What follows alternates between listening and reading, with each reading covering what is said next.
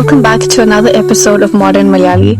Today's episode is one I'm really looking forward to because it's about something that a lot of us have experienced, but maybe we don't always talk about. And it's about the stress that we go through during our university years. So my guest today is Sharon. She's a medical student and also a hugely successful content creator on TikTok. You can find the links to Sharon's social media accounts in the description. Please go check out her page and show some love. It's called Shazamataz128 on both Instagram and TikTok. But behind all of that, she's been quite vocal about what she's been going through, specifically stress that hasn't just been mental but also physical too. So we're going to talk about what it's like to choose a career when you're really young and the pressure to meet expectations in our Malayali community and how stress has shaped her health and how she's learning to cope while still chasing her dreams. So I think this is going to be a conversation that so many of us will be able to relate to, whether you're a student right now or you've been through those years and you still remember how heavy it felt. So before we dive into any of that deep stuff, Sharon, do you want to say hi and maybe tell us a little bit about yourself? Hi everyone, and thank you Ria for that amazing intro. So as Ria said, I'm a Malayali. I live in England, and I'm currently a medical student, but also a content creator. I wouldn't know how successful I am. That's up to you guys to decide. But yeah, and I've been recently sharing more of my struggles online about chronic pain, and it's not just university. Like, this is something that I've been struggling with for years, actually, even since like I was a teenager. So it'll be interesting to talk about the pressures and things that we face from childhood. Do you want to talk a little bit more about what you're studying, what year you're in? Yeah, so I'm studying medicine. I'm currently in 4th year. So the way the course is like a 5-year course, but you can choose to do something called intercalation, where you do like a master's in between. So I did 3 years of my course, and then I did that master's. And then I had to take 2 years out of studies because my health was so bad. Mm-hmm. And I attempted to come back last year, but like when it got to December again, everything deteriorated really badly. And now in September, I'll be coming back again, attempting year 4. So a bit scary, but exciting as well. How are you feeling about going back in September? Yeah, it's a mix of emotions because like last year I already attempted a little bit of it, so I've got a bit of experience and I know kind of what to expect. So now that I'm coming back, I already know kind of what to expect on the wards, and also like I'm a bit more prepared this time. So this time I've come back to university a bit early. I'm at my accommodation already now. So just trying to sort things like parking permits and just trying to make my life easier. So I'm like ready to go. So that's, I hope, will help, like reduce the stress levels a little bit rather than just going into the deep end. Yeah, and like I've just started revising up again a little bit, so like I feel ready to go. You feel motivated. Oh yeah, definitely. I'm always motivated, trust me. Did you always want to study medicine? Ooh, that's an interesting question. I feel like there was this kind of like unspoken rule with like us Malus, especially like if you're the eldest child, it's kind of just expected for us to go into like a really academic pathway, like be it like medicine or engineering or law or something like that. So I didn't really know what I wanted to do as a kid, but then because I just felt like this expectation, then I was quite good at school anyway, but I just followed that pathway, and like I still don't really know what I want to do with life. Back then as well, I didn't really know what to do. So yeah. I feel like when you're at that age where you have to choose, I think it's a really young age, and I feel like you don't possibly have enough information. Definitely. 16 is way too young to be making decisions like that. And I feel like with med, for example, the prep starts even before then, because you've got to like make sure you ace your GCSEs, which are like the year 11 exams here. And then even before that, you're probably starting thinking about like work experience and things like that. So the prep starts very early. So I'd say like maybe when you're like 13, 14, you've already started deciding, okay, this is the kind of pathway I want to go down, which is way too early. And you kind of just like depend on your parents to kind of guide you. But obviously us Malayali parents just kind of want stability. I think that's what they kind of focus on more than like what our skill sets are or what our happiness is or what we would enjoy doing. Exactly.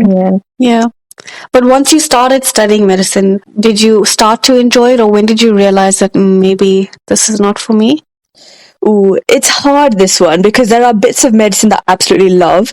Like, I love patient contact. I love taking histories from patients, talking to patients, and it like feels amazing when you're on the ward and the consultant asks you a question, you get it right. It's really nice.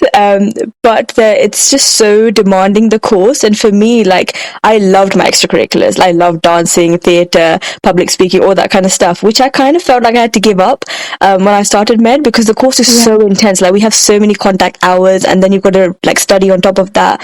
And with me having a lot of chronic conditions as well, made it like even harder to find the time to do my extracurriculars. So I wasn't really happy at med school. I was just kind of like getting through it. I just felt like, okay, I just have to survive the 5 years and then I can go do whatever I want to do.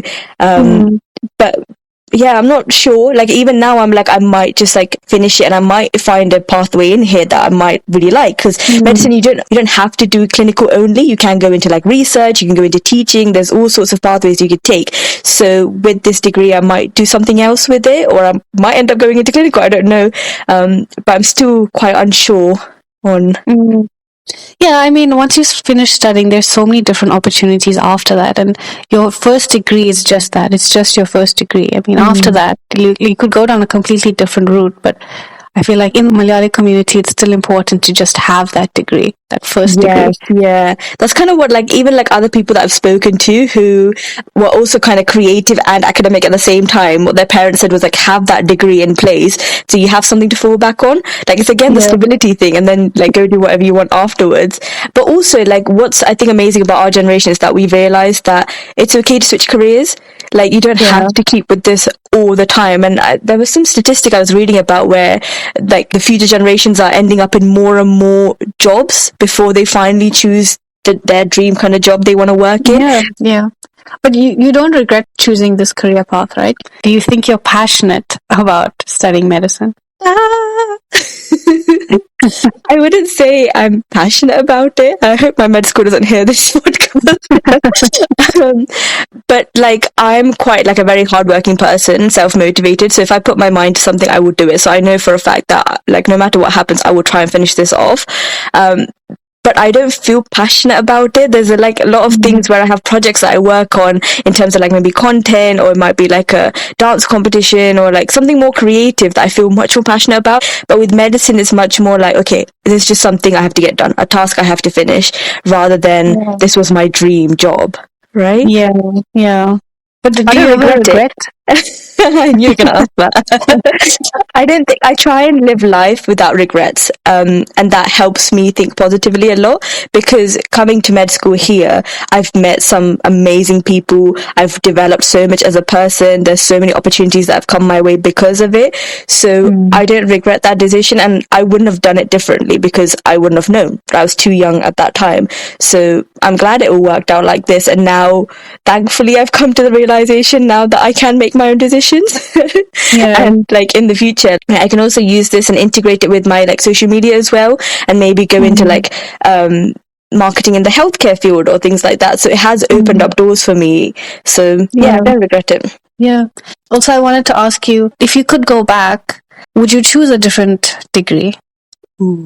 If you didn't have that pressure of having to choose like out of the big three, either engineering, medicine, or accounting, or... I think if it was like there was no pressures out there, I probably would have ended up in something a bit more creative. But like, I'm seeing the change happening even with my sisters. They're much younger than me, and the pressure that I had put on me is not on my sisters anymore. Like, my parents are much more relaxed with them. They're like, do what you want to do. Not that they put loads of pressure on me, but it's kind of like this untold rule that we kind of had to follow that.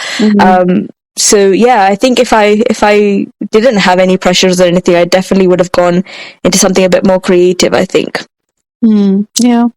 But it's cool. Chemistry. I loved chemistry. That's the other thing. Like, I was actually a nerd for chemistry. Like, I loved it so much, because I did think about doing a chemistry degree, but then it was the question of like, what happens after this? Like, what do you do with this degree? What kind of job will you get? So it was all those questions you had to answer, whereas med just made sense because a guaranteed job. Like, once you graduate, you have a job there waiting for you. So maybe either something more creative, or like a chemistry pathway, maybe food science. And more recently, I've been thinking about like, I think I do have a lot of skill sets in like the business field as well. I don't have any kind of like education around business, but that's something I would like to explore. So Yeah, interesting. I think that also adds to the confusion, because when you're sort of young, you have so many interests and so many passions, and it's kind of hard to decide which one should I pursue, which one should I make a career out of. definitely, like, and I think especially when you're young, you're so naive. Like, I wrote a letter to myself when I was young, to my future self, and I wrote how like I wanted to be a beautician, and then I wanted to be an air hostess, and like all sorts of stuff. So, and like even now I'm so confused because there's a lot of things I have interest in, but I think because I kind of followed that medic pathway, I never looked at anything else. And now, like last year actually, when I was taking my year out for health reasons, I actually looked into a lot of like other careers and things, and it was just so confusing because I've just been like confined to medicine and healthcare. I don't know about anything else or how to get anywhere else. So it's interesting. Yeah, very interesting. In terms of why you want to stick through with medicine, is it purely just because of you just want to get that degree and you just want to have that stability? So there's multiple reasons. So one is I feel like I developed major like imposter syndrome once I came here. Like when I was in school, I was quite confident in my abilities. I knew like if I put my mind to it, I could do it. But here, I just felt like I don't deserve to be here, and there's so many people who are much smarter than me. So I have a little lack of confidence when I'm here. So one of the things was like I wanted to prove to myself that I can do it, because I think that would help me. Because if I dropped out now, I think I would always have that little bit of regret there, and I don't like living with regret. So I was like, I'd rather finish it off and see I can do it. Another thing is, as I said, it opens up doors. It's quite nice having a DR at the front of your name. When you do have that medical degree, like other professions will also value that. They'll understand that you've got the skill sets, you are determined, you are hardworking. There's a lot of transferable skills in there as well. Going back to what you were saying about you wanted to see if you could finish it through. If you had dropped out, I'm sure you would have had a lot of what ifs. What if I had just finished? What would it look like if I had just gotten the degree? So exactly. So I tried weighing this up a lot. Like there's been a lot of battle in my head, trust me. And it was a thing of like, I worked so hard, and it's like, as I said earlier, it's not just like, oh, it's just giving up the last 4 years I've done in med school. It's giving up all those years I spent revising so hard for my GCSEs, for my A levels, all the work experience I did, all the volunteering I did. So yeah, it's a lot of years you're throwing away. No, but I'm proud of you, and I believe you can do it. So thank you. I know you'll be able to do But it. then again, like if you do decide to drop out, I don't think that's a bad thing either. Like I've actually spoken to some people recently who have dropped and gone into something else, and they are so happy that they've done that, because for them life just looks so different now, and they can't even imagine going back to medicine. So it's going to be different for everyone. Going back to, when you're really young and you kind of have to choose a degree, you don't know what you're getting yourself into. And then it's only when you're much older, after you've already spent like 3-4 years into the degree, when you realize like, this is not the path I want to go. There's actually other interests that I have. And I do have to say that I think it's really, really brave of those people who've had the courage to drop out at that point and say that, no, this is definitely not what I want. I'm definitely not happy, and I want to try something else, instead of being a slave and continuously working at it, and you're so unhappy. And I love the way you said how they're brave about it, because like I've heard a lot of people just call people med school dropouts, and that's not really fair. Like it's not just they dropped out because they couldn't do it. There's so many other reasons of what. It's more they chose a different career path, and that's okay. And they were brave enough to make that decision, which a lot of people, including myself, couldn't do. Like I could have done this much earlier on. I chose not to do it then. So yeah. No, very true. And I also think like if only people were more honest about this, then it wouldn't seem as scary changing career paths, and also 100%. people were more honest about what it's actually like doing a medical degree, because we only see the glorified bits of it where you graduate and you cut a cake and you're like, Dr. James or Dr. whoever, but you don't see the hours you're slaving through, the hours on placement where you're getting shouted at by doctors, where you're just getting ignored, the nights you stay up studying, the sacrifices you have to make. Like no one talks about this kind of stuff, which is the majority of the course, right? And I just wish like people would just talk about that. I don't know about you, but I was the elder sibling, right? So I didn't have anyone to look up to, and my parents obviously came from Kerala to UK, so they were just trying to help me out and do the best for me, but they didn't really know what it's like, doing a degree like medicine, or how difficult engineering would be, or they just wanted the best for me. But I wish kind of I had people to talk to and people were honest about it, that like, you know, these are the things that come with medicine. Now there's like a lot of younger kids in the area that are applying to medicine, and I always sit them down and I'm like, I'm not trying to discourage you, but these are the facts. Like, these are things you need to like be able to accept will happen in the next 5-6 years. Like, it's things like your peers will be done in 3 years and they'll have a job and you'll still be in education, and like, it's not a bad thing, but you need to accept that that will be the case, right? It's good that you're giving younger kids a reality check, or to sort of manage their expectations. Yeah, it's not to be like it's a horrible course, because there's so many things about it that's lovely. Like, it's really rewarding, especially when you like understand stuff from the wards and you get praised by the consultant. It's an amazing feeling. Well, you actually know what you're talking about. Yeah. So for me, I'm also an older sibling, but we grew up with a lot of other Malayalis, and a lot of them are around my age. And most of them went and chose career paths like engineering, medicine, things like that. So their parents would tell my mom that, you know, it's very tough, it's very difficult. You know, the standard is people dropping out. Getting a distinction in engineering is like getting 51%. So my parents kind of knew going in that it was going to be very, very tough. So luckily for me, like, everyone was very, very supportive. Because I wasn't like a genius kid. I wasn't like super, super smart.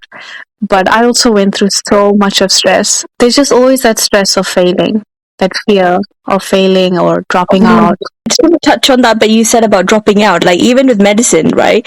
I just felt like I had to keep going, like there was no choice. But throughout the years, I started seeing more and more people dropping out because they can't do it. Like, it's actually really tough, right? It takes a big toll on you mentally, physically, and it's not that you're weak that you drop out. It's maybe you decide it's not right for you, and that's actually a brave thing to do. But I think a lot of people like put you down when you do stuff like that, and they're like, oh, it's a med school dropout, or like, oh, she dropped out. But it's not that she dropped out, she chose a different career path, and that's okay. Right? I think our Malayalam community can actually be quite toxic sometimes when it comes to that. People are very quick to judge and to pretend like they know better, and saying like, no, you should do medicine, or you should do engineering, or you should do this, and why are you dropping out? It's not that hard, like we all did it. Exactly, yeah, that's the other thing, is that they're like, oh, what about all the other doctors or engineers that have graduated? They all did it. Why can't you do it? Yeah. What are some of the coping mechanisms that you found? Like some healthy or even unhealthy methods of dealing with stress? So when I was younger, definitely dance was my go-to. Like, I could just dance it out, and dance is an amazing way of alleviating stress, guys. But unfortunately now, because I'm less mobile, I'm not able to do it as much. But I found other things, like going for a walk in nature. Sounds cliche, but it's actually really good to detach from everything and just listen to the birds. Some silly things that might sound silly, I don't know. I try and make sure that at least one of my meals a day I do outside. So I just sit in the garden. So I'm just detached from my phone, from screens, and you actually get the time to enjoy the food and actually think about your thoughts as well in that time.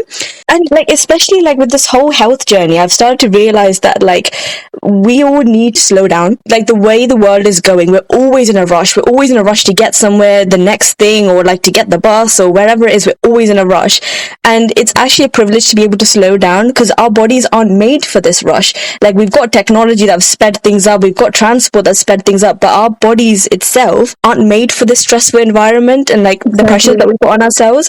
So like, when I went to India, I was able to have these slow mornings. I was able to wake up much earlier. I was able to go sit with the birds, like in nature, drink a kattanjaya and sit with my ammachi and talk and start my day like that. Whereas here, when I do med, like, I wake up half an hour before I need to go, run down, get a coffee, like eat something on the way. Even sometimes I don't even get time to eat. So if you can, try find the little things where you can just slow down and just be. And then some other things that have really, really helped, journaling, I would recommend so much, because especially if you're someone who's anxious, or if you have a lot of thoughts, or if you're stressed, just writing out about your day can help. And it can help with people who also feel like, for me, no matter what I do, I never feel accomplished, right? But then writing stuff down makes me remember, oh, I actually got this and this and this done today. That's actually like really good. So, and also if you are like angry or frustrated or whatever emotion you're going through, writing that down clears it out of your mind, like, and you're not like taking it with you. So whatever you're struggling with, journaling can help with. I feel like writing down a list makes me feel so productive, because just that satisfaction of ticking it off makes me feel so good. another thing that's really, really helped me throughout this entire journey was my faith, right? Like, whatever you believe in, whatever you don't believe in, for me personally, my faith in God has really, really helped me get through this. And recently, especially in the last couple of months, I've been really taking the time to do that rather than just like praying before bed or just like here and there. I'm just taking out a chunk of my time to do that. And for me, that's really nice and calming. And for someone else, it might be meditation or like something else that you just take that little bit of time out in the day to do that is spiritually good for you. And then something that might seem a bit unhealthy, but it's actually really, really healthy, guys. Cry. Go have a breakdown. Because when you cry, your tears actually release cortisol, which is like the stress hormones. You physically get rid of your stress. So, like, don't bottle it up. Go cry. It's really good for you. And like I remember like one of my friends, like her older brother is a doctor, and one advice he gave to her was that if you're not crying every 2 weeks, then you're not doing medicine properly. Right? Like we all feel like we have to toughen up and like seem like we're okay all the time, but it's so okay to cry, and it's very normal. We all do it. Yeah. I wanted to go back on when you were talking about faith. I think I also can relate to that because in my final year of engineering, I was just so stressed. I had no idea what the outcome of that year was going to be. I had already thought, okay, I'm going to fail and I probably need to think of a plan B. But then I also was just like, you know what, let me just try. And I prayed so hard and I just like surrendered everything. And I just had so much faith that, you know what, whatever happens at the end of this year, I'll be fine. Either I would have learned a whole lot of stuff and I can use that next year when I have to repeat, or maybe I pass. I don't know. Oh, I'm so happy to hear that. It's like the thing I was saying earlier of like just thinking that everything happens for a reason. Like if you're someone who's religious, for you that might be that believing that it's God's timing, right? Or if you're not religious, whatever you believe in, like you can, it's all the same kind of just surrendering and just being okay with whatever is happening in your life. It's really hard to do, but it can help. Yeah. What advice would you have for other younger Malayali students or Malayali kids? I don't know if I could call them kids, or let's say young adults who are sort of feeling trapped in cultural expectations and are not too sure about choosing a degree. Also, perhaps any Malayali students who are studying a degree and they're not too sure if they're actually enjoying this or if they're unhappy. So I think for younger people, I would definitely recommend doing a lot of work experience. And I know it sounds like a waste of time doing work for free, right? But you get a lot of skills out of it. And like I've done work experience in so many random places, like worked as a HCA. I used to work in a dementia home. I've done tutoring. I've worked in marketing, and you pick up skills throughout and you realize like, okay, you know what? I really like doing this, or I actually really hate doing this, or I like working in an office, or I like working in a clinical setting. And that kind of knowledge about yourself will help guide you into like a profession that would be best suited to you. And also, like, I know we kind of limit ourselves to like the top 3: medicine, engineering, law, but speak to careers advisors and they might give you like a really wacky job idea, and you don't have to necessarily go with that one, but you could look at other ones that are similar that might be better for you. I don't know. And also, like, if you are in a course and you're struggling with it, for people who are already in a degree, have a proper think about what is it that you don't like about it and what is it that you might want to change about it, and like maybe do the classic pros and cons list and like have a think about what does the future look for you. And if you're really hating it, maybe it's time to drop out. But I would always say like have a backup plan. Like you don't want to just be like left with nothing. So yeah, I'm not too sure, because like, you can go either way. You might decide in the end that it's better for you to drop and do something else, but you might decide like me, it's better to continue and finish it off. So I'm not too sure how to advise on this, because it's also something I'm struggling with. But I think what you mentioned earlier was really important and actually really valuable advice, that work experience would help you identify your interests. Because it's easy saying that, okay, if you're unhappy, just drop out and then choose something that you're interested in. But how do you know what you're interested in? And that's what you were saying, that when you're working, you can pick up what skills you're good at, whether it's working with money, whether it's managing, delegating tasks, creativity. You pick up the different things that, you know, possibly you could see yourself doing as a career. And I think like even if you've kind of figured this all out, I think the hard bit comes where then you have to go convince your parents like this is what I want to do. And I just hope that like in the future, like parents can become more understanding, that especially when you're living like abroad, there are so many more opportunities out there. We don't have to necessarily look at 100% for stability. You can have a balance of stability and happiness. So hopefully views will change. And then I feel like my parents are really, really supportive. So I felt like with them, they were just like, who cares what other people think about you? Like, you do what's best for you. So when I felt like my parents were supportive of me, I didn't have to care about what the public thought of me, because I get a lot of comments even now. Even with my gap year, people are like, oh no, you wasted so many years. It's not a waste. Like, I got so much out of it. So people are always going to say stuff to you, but like, I feel like if your parents, like the immediate people who are around you, are supportive of you and understand your situation, then you don't really have to think about anything else. So you don't have to think like your parents are going to be your enemies. Like, they will adapt with you and they want the best for you, honestly. Exactly. So, I mean, it's always difficult when it comes to parents, because they're obviously coming from a place of concern and love, and it's just hard to bridge that gap, because sometimes where they're coming from is not always the best for you. Exactly. But it's the thing of like, if you look from their perspective, what they're talking about makes 100% sense, because where they're from, where they grew up, you had to have that stability. Like, the reason they managed to come abroad is because they got that nursing degree, that they were able to come with it. Exactly.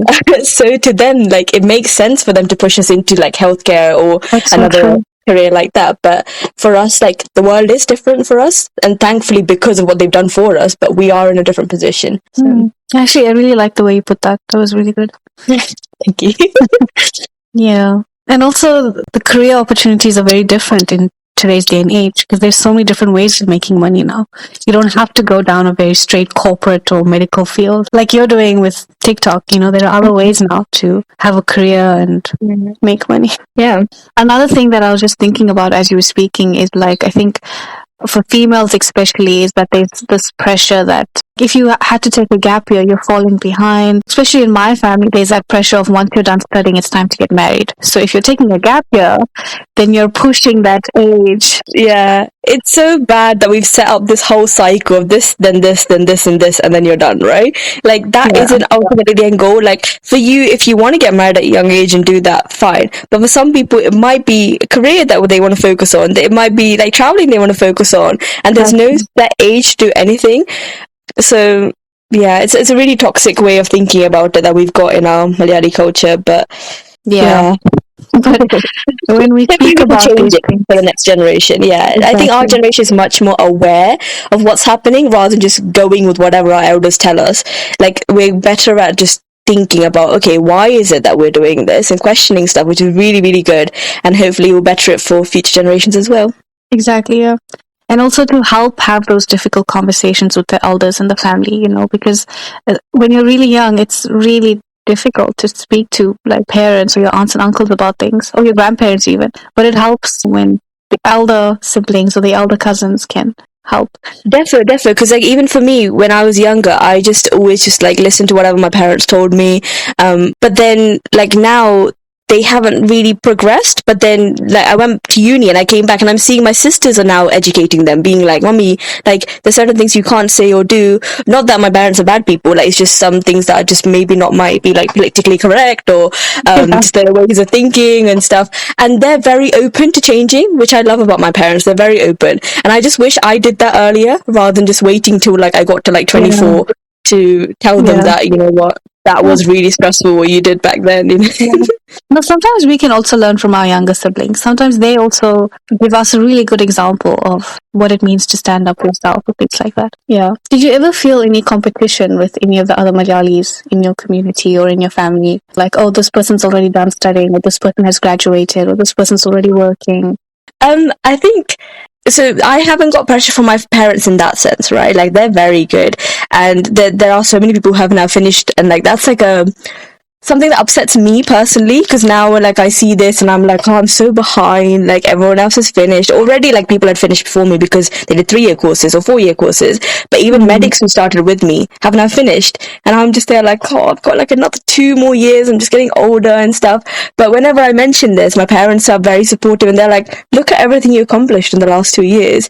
And like, even me, like, I do try and think positively, right? I'm a very like positive person, and I'm like, everything happens for a reason. It makes sense. It will make sense at the end of the day. And I feel like God has given me so many opportunities in the last 2 years. And like, even like the people I've met, if I hadn't taken that breakout, I wouldn't have met certain people. I wouldn't have gone through certain life experiences. I wouldn't have bettered myself as a person. So I'm glad it's happened like this. But still, sometimes, you know, on like weekdays, it's like, oh, I feel so behind. But yeah. No, but what you're saying is so true. You've accomplished so much. And I do really want to touch on a little bit about your TikTok journey. Did you ever think that this is where you would be if you hadn't taken... Oh my gosh, if I hadn't, that's the thing. If I hadn't taken a break, I would have never pursued this because I wouldn't have had the time or the guts to do it, right? Like, and it's something that I've always wanted. Like, I'm telling you, like, I'm made for, like, entertainment. Like, I love, like, doing things like public speaking. I do hosting, like, I host at events and stuff. I would love to be, like, behind the scenes at like some film shooting or something, like, so this is kind of really up my forte, but then not forte, but then like it's something that I would like to dip my toes into, but I just never felt like at the time. And also another thing was like, I always felt like with social media you had to look your best because there's always these beauty standards that's been set up, right?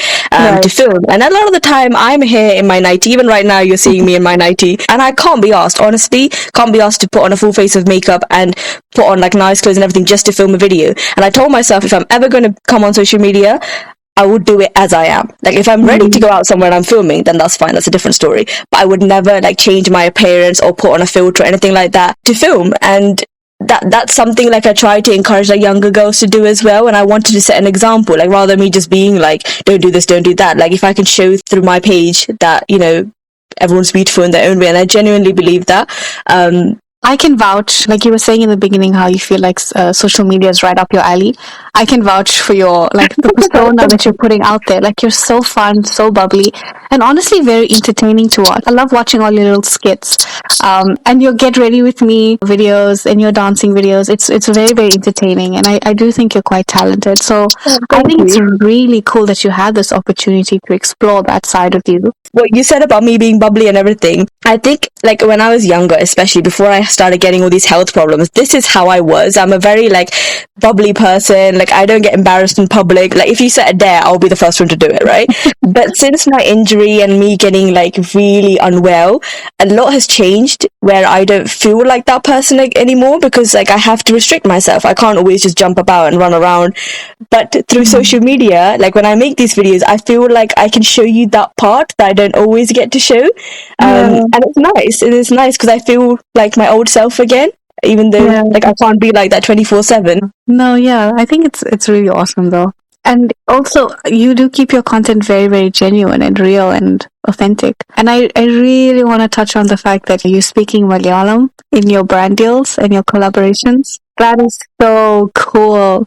That was really cool because initially, like, I just did my videos in English because otherwise I thought I'd be niching down too much if I do Malayalam. But at the same time, I was making these like comedy Malayalam videos and like skits and things that you're mentioning. So I started doing more Get Ready With Me videos in Malayalam, more just talking videos in Malayalam, and people really liked that. And I was like, this is nice, like tapping into this Malayali audience and like just being able to like relate to you guys, which is really nice. And that's when, like, when I went to India, I had a Indian makeup brand reach out to me, and then they asked me specifically for a video in Malayalam, and I was like, wow, I did not expect that at all. I think it's because they've seen my Get Ready With Me videos in Malayalam, and they were like, this is, you know, doing well. So and then in the end, like, we didn't really, like, they never replied back to me and everything. Right, the brand deal just like fell through and we just never finished it off. And then I had another Indian brand reach out to me in the same like month or so while I was in India, and then I pitched the idea to them because I was like, if this brand is down to do it, maybe this brand would be down to do it too, right? Like, I felt confident enough to do it this time. So I pitched it and they were like, yeah, let's do it. So we did a deal together in Malayalam, which was like it made me feel really, really good that I could give back to my community. And like, one of the things I've been always trying to do is put Malayalis on the map. Like, even at university, like, I was like one of the people who founded the Malayali Society and things like that. So always trying to, like, you know, show up Malayalis, you know, because we're all very talented people, but like, I feel like we get like just pushed down. Like, it's always like the North Indians and like with South Indians, we see Tamil people, but you don't really see Malayalis like on the map, right? And then there's this curl brand that I've been wanting to work with for a while, and so I reached out and I pitched this Get Ready With Me in Malayalam with this curl brand, which is like a UK and France based company. And they said yes. Like, I So never cool. thought that would happen, but like, my dad always says, if you don't ask, you never know. So, that's happened, and hopefully more to come. Like, I'd love to speak more in Malayalam, and work with more brands in Malayalam. That's amazing. When I saw you posting about that on TikTok, I felt so, I don't know what the word is. It was just so inspiring. Like, this is so cool, like you didn't try to change yourself or try to change your content to fit in for these brands. You asked the brands, can I show up the way I am? And can I speak my language? And it's working, right? Because you have the analytics to prove that it works if you speak your own language. Yeah, and I think, it's because obviously these Malayalis all here are supporting me, so I've got the numbers to show them that this works, and like, obviously you guys enjoy it, so yeah, it was really nice to do. And as you said as well, I'm always trying to just show up as I am, so this was one of the things that I could do and show my culture, because even from the start, I've always been pitching to brands saying, I am a Malayali creator, I'm a South Indian Malayali creator, but there was nothing Malayali or South Indian about the content I was making. I was just saying it, right? Because I really do like that part about me, but then this was a way that I could show that within my content as well, so it made me really, really happy that I could accomplish one of those like goals that I'd set myself to do. I think it's brilliant, honestly. It's so cool. And it's really inspiring for the younger generation as well, because this is representation. This is what we need to see. Yeah, So- which this is like so rewarding. And like, oh, interestingly, my mom used to always say like medicine is the most rewarding career, and it is very rewarding, but social media rewards me in a way that medicine could never. So yeah. That's amazing. That's really cool. I hope you're really, really proud. This might be too early to ask you this, but have you ever thought about pursuing both careers going forward, or do you ever think about dropping one? I'd quite like to integrate the two. So that's why I'm trying to build up my platform in a way that like I really think about my personal branding, right? So I make sure that I'm not just saying things for like banter, like I'm actually saying things that I care about. Because digital footprint exists, guys. Like some of you might not think about it, but it does. Because in the future, obviously, like hopefully I will be a doctor. Or I'm looking to work more into like public health. I'm not sure at the moment, but I'd love to like educate people about health in the future and use my platform to do that. So I want to talk more about like the things that they don't really teach you in school, like how like women's health I'm really interested in. There's so much that we don't get told that I would love to educate people about in the future. So I would love to use my platform to raise awareness about that, and also mental health as well. So I'm hoping I can, integrate the two together in the future. Oh, I'm so excited. I'm looking forward to it. I Oh, can't thank wait. But you're right, like we don't get taught enough about women's health, even in high school. In biology, it's just like a tiny little section that we touch on. Yeah. Exactly. Even me, like I'm only learning about stuff because I'm studying about it. Like otherwise I wouldn't have known either. Yeah. Do you think social media is giving Malayalis more freedom to talk about certain things that they can't talk about with their families? Like stress, mental health, things that they're struggling with? I think it's a good place for awareness. Like I think like but it's also dangerous because there's like misinformation out there as well. But maybe seeing like other people who look like you and have had similar experiences like you talk about stuff can help you feel like you're not alone in this journey. And it can be regarding whatever. It can be about your mental health, it can be about your physical health, or just like cultural things that you're struggling with. So I think it's useful in that sense that people can relate to something, because I think a lot of the time we're told to kind of keep everything in the family, don't talk about our family issues, so we're kind of just stuck in that bubble and we feel like we can't talk. And then also we're not allowed to have therapy, are we? Because like the taboo around that, so we need to go somewhere to talk about it. So yeah. Once I started this whole podcast journey, I've been going on TikTok and looking for other Malayali content creators. And I was actually really surprised to see that there are so many out there.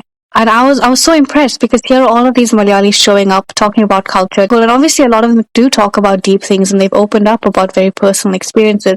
And for me, that was like, it felt validating for me. Like I wasn't alone in seeing that.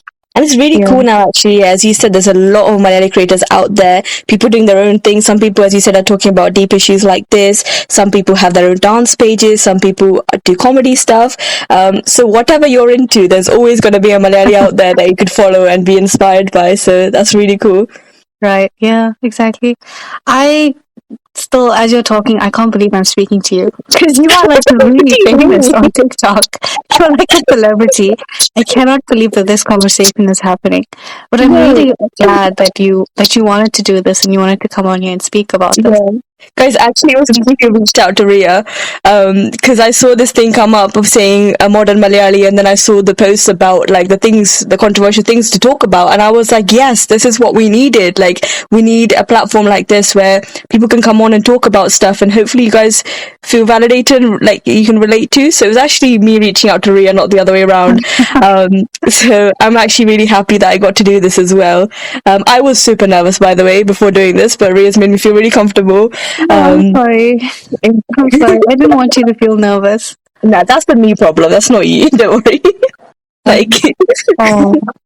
Thank you so much, Sharon, for sharing your story with us so openly. I'm really glad that you came onto this podcast and you were comfortable enough to speak about all these things. So thank you so much for coming. well, thank you for having me, and thank you for making me feel so comfortable. Like, I just feel like I'm just talking to a friend. Like, Oh. Oh, I don't feel like I'm talking to a friend. I feel like I'm talking to a celebrity.